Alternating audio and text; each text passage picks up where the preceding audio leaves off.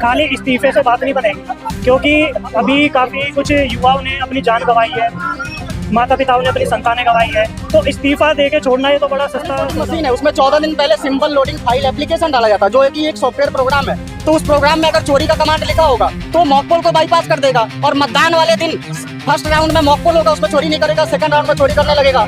और जो क्या कहना चाहते हैं, ईवीएम से चोरी होती है? अच्छा लग रहा है, ठीक है, ये शायद काम करेगा, ये देश पे पढ़ा लिखा है, अच्छे तरीके से देखेगा, लेकिन तब भी काम ना हो, हाँ, तो जनता क्या करेगी मैम? एक बाहर जो अंडे बेच रहा है, ठीक है, कपड़े बेच रहा है, या कुछ भी लोग काम कर रहे हैं, जो घरों में मजदूर काम कर रहे हैं, ठीक है, सरकार किसी की भी आ जाए, उनकी लाइफ में कोई परिवर्तन नहीं आता। क्यों? क्योंकि जब वो अपने घर से बाहर निकलेंगे, काम करेंगे, तभी उनके पास पैसा आएगा, तभी वो अपना किराया दे सकते हैं, खाना खा सकते हैं, बच्चों की फीस दे सकते हैं।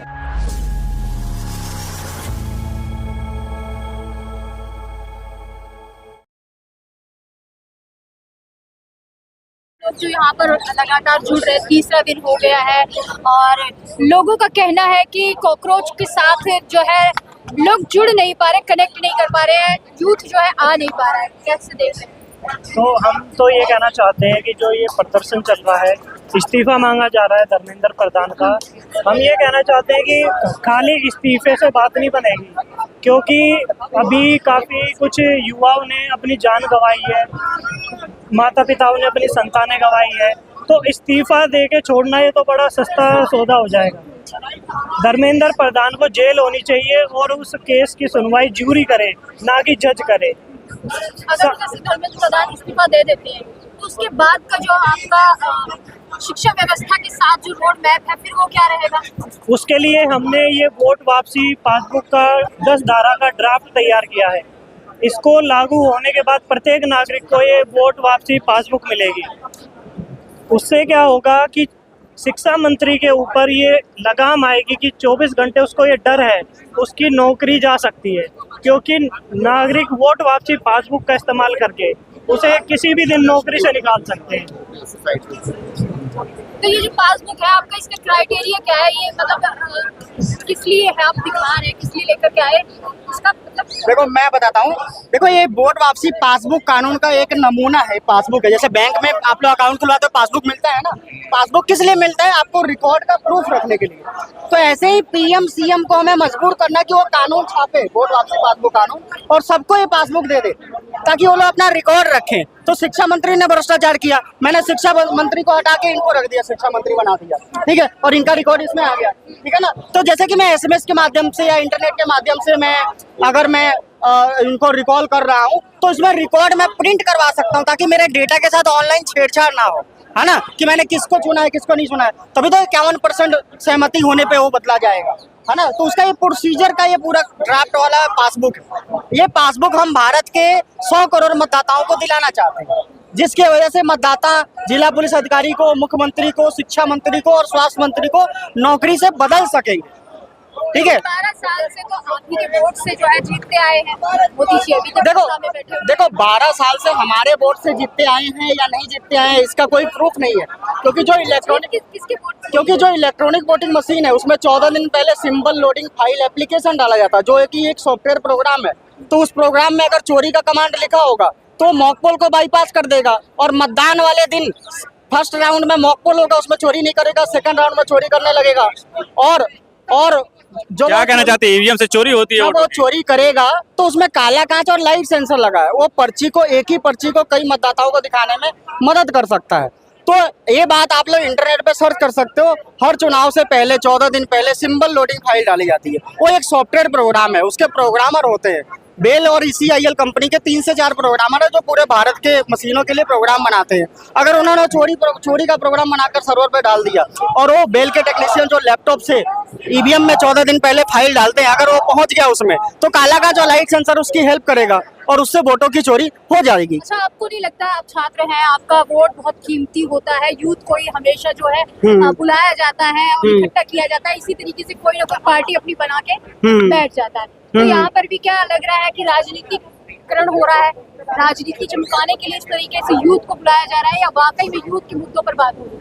देखो, हम जैसे कि आप हमारी बात करें तो हम लोग ड्राफ्ट बेस्ड आंदोलन में विश्वास करते हैं। यूथ इसलिए हम लोग यहाँ पर लोगों की जाने गई है। हम लोग कानूनी ड्राफ्ट में मानते हैं, तो हम चाहते हैं कानूनी ड्राफ्ट हम लागू करवाना चाहते हैं, ठीक है ना। अब देखो, जैसे कि समस्या है ना, समस्या के ऊपर आवाज उठाने वाला कोई नहीं है। शायद 16 छात्रों ने खुदकुशी किया है ना, और शिक्षा मंत्री लगातार भ्रष्टाचार कर रहा है। तो जब कोई भी आवाज नहीं उठा रहा है, ठीक है ना, अब अच्छी पार्टी बुरी पार्टी छोड़ो ना, इन लोगों ने, राहुल गांधी ने, अरविंद केजरीवाल ने, या किसी भी पार्टी के नेता ने संसद में या विधानसभा में प्राइवेट मेंबर बिल रखा क्या, नागरिकों की पावर बढ़ाने के लिए, या किसी भी समस्या का समाधान करने के लिए, उचित समाधान करने के लिए? भाई, कितने उन्होंने कानूनी प्रस्ताव रखे जिससे भारत की समस्याओं का समाधान होगा, और कितने ऐसे समाधान उन्होंने पेश किए जिससे नागरिकों का अधिकार बढ़ेगा? नहीं किया ना। तो अब यही लोग तो आवाज उठाएंगे, और कौन आवाज उठाएगा? और ये आवाज उठा रहे हैं, आपको इनका साथ देना चाहिए, और धर्मेंद्र प्रधान का 100% इस्तीफा होना चाहिए, और जो अगला शिक्षा मंत्री बने वो सोनम वांगचुक जैसा पढ़ा लिखा बंदा बने, और ऐसे लोगों को वोट वापसी पासबुक कानून के अधीन करके नागरिकों के हाथ में इनकी नौकरी मिले। सबसे मैम, सबसे आप पूछ रहे हैं क्यों आया हूँ मैं इसलिए आया, लोगों की जाने नहीं है, ठीक है। लोगों ने सुसाइड किया, और कहीं पर भी कोई इंसान सुसाइड करता है, क्योंकि आपको भी अगर करोड़ों रुपए दिया जाए, आप अपनी जान नहीं लोगे। तो ऐसा क्या होता है किसी इंसान के साथ, कोई भी लड़का हो या लड़की हो, कि वो अपनी जान ले लेता है, ठीक है। ये जीवन अनमोल है, इंसान किसी के लिए मरता नहीं है, पर डिप्रेशन वाले इंसान के साथ ऐसा क्या होता है? तो ये मुद्दा आना चाहिए। हमारे देश का दुर्भाग्य ये है कि जब तक कोई मुद्दा वायरल नहीं होता तो उस पर चर्चा नहीं होती। जब दीपिका पादुकोण को डिप्रेशन हुआ था तो सारे न्यूज चैनल वाले आ गए, क्योंकि वो एक्टर्स थी, बहुत बड़ी एक्टर्स थी, ठीक है, वो डिप्रेशन में आ गई। अब जो फिल्म स्टार को डिप्रेशन होता है, उनके पास काम होता है, बड़ी बड़ी महंगी महंगी गाड़ियाँ होती हैं, उनके पास बंगले होते हैं, ठीक है, और वो खूबसूरत भी होते हैं, चाहे वो लड़के हो या लड़की, मतलब हर दुनिया की हर चीज़ है जो जिससे मतलब वो डिप्रेस ना हो। पर ऐसे लोगों को डिप्रेशन हो जाता है, वो बेचारे काम धंधा बंद कर देते हैं। तो ये कितनी सोचने वाली बात है, जिनके पास सारे सुख है, ऐसे लोग डिप्रेशन में आ रहे हैं, ठीक है, अमीर से अमीर लोग। तब एक गरीब इंसान पे क्या बीतती होगी, जिसे अपना पढ़ाई भी करनी है, काम भी करना है, अपने माँ बाप का भी देखभाल करना है, ठीक है। आज युवा डिप्रेस है, और आने वाली जनरेशन में डिप्रेशन सबसे बड़ा मुद्दा बनने वाला है, और ठीक है, वो आ भी गया है। अब होता क्या है कि लोग ना बताते नहीं है कि अपनी मेंटल हेल्थ के बारे में आप मुझे नहीं बताओगे, है ना, कोई इंसान आपको नहीं बताएगा, तो वो चीज़ें टॉपिक दबे हुए हैं। आजकल हम सारे लोग ना फ़ोन के ऊपर है, ठीक है, सब फ्री है, लेकिन दिखाएंगे ये कि मेरी लाइफ बहुत बिजी है, ठीक है, कोई किसी से बात नहीं करना चाहता सिवाय मतलब के। अब ऐसे में कोई भी लोग डिप्रेस होके जान दे रहे हैं, तो उस पर मैम कार्रवाई होनी चाहिए कि इंसान, स्टूडेंट वगैरह पूरी ग्रीन हिसाब से। मैम, जो डिप्रेशन का मुद्दा है हमारे समाज में, टोटली उसके ऊपर एजुकेशन होनी चाहिए, ठीक है, उस पर बात होनी चाहिए, चर्चा होनी चाहिए।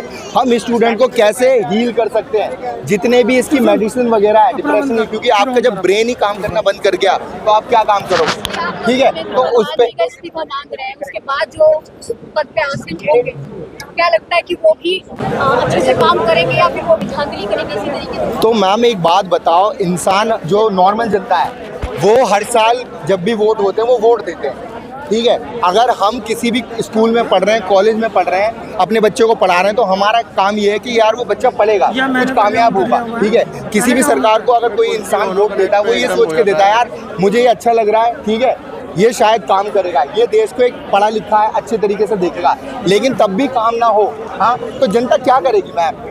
एक बाहर जो अंडे बेच रहा है, ठीक है, कपड़े बेच रहा है, या कुछ भी लोग काम कर रहे हैं, जो घरों में मजदूर काम कर रहे हैं, ठीक है, सरकार किसी की भी आ जाए, उनकी लाइफ में कोई परिवर्तन नहीं आता। क्यों? क्योंकि जब वो अपने घर से बाहर निकलेंगे, काम करेंगे, तभी उनके पास पैसा आएगा, तभी वो अपना किराया दे सकते हैं, खाना खा सकते हैं, बच्चों की फीस दे सकते हैं। हाँ, नहीं मैम, मैं छात्र नहीं, मैं अपना नॉर्मली काम वगैरह करता रहता हूँ, प्राइवेट वर्क करता रहता हूँ, और ये चीज़ मुझे है क्योंकि इंसान ना बनना चाहता है, अपने माँ बाप के सपने पूरा करना चाहता है। एक एज के बाद उसे हर चीज़ के बारे में पता चल जाता है कि यार मुझे करना है, और जब आप कामयाब हो जाओ तो इस दुनिया की